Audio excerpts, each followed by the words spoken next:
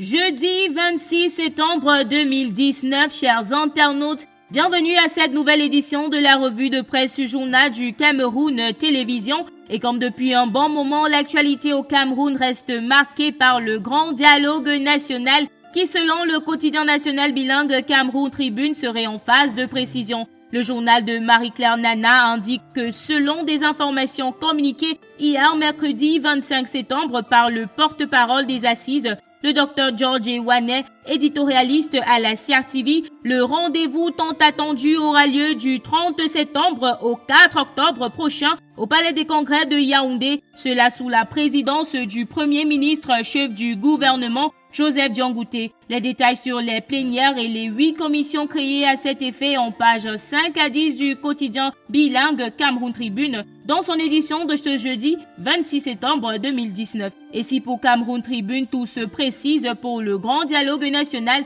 pour le quotidien Émergence, les 8 commissions arrêtées sont loin des préoccupations des anglophones et donc, selon le journal, l'on serait face à un jeu de dupes. Plus de précisions sur ces commissions dites à problème de Paul Biya en page 3 du quotidien Émergence paru ce jeudi 26 septembre 2019.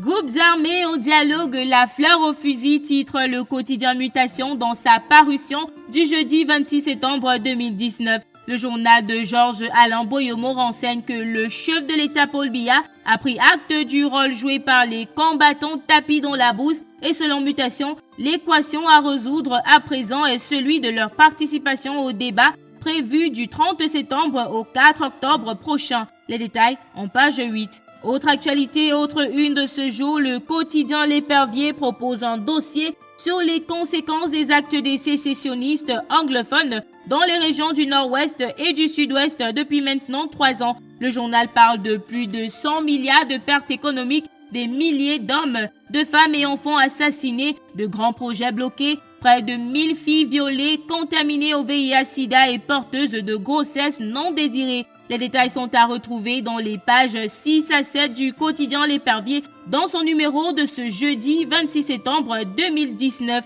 Et pour une sortie de cette crise, le quotidien Le Jour fait état des propositions venant de Camto, Marafa et Edouard, propositions à retrouver dans les colonnes de sa parution du jeudi 26 septembre 2019. Loin de la crise anglophone et du dialogue national, prenons le journal Le Quotidien qui s'intéresse à cet atelier organisé par le ministère de la Fonction publique et de la Réforme administrative.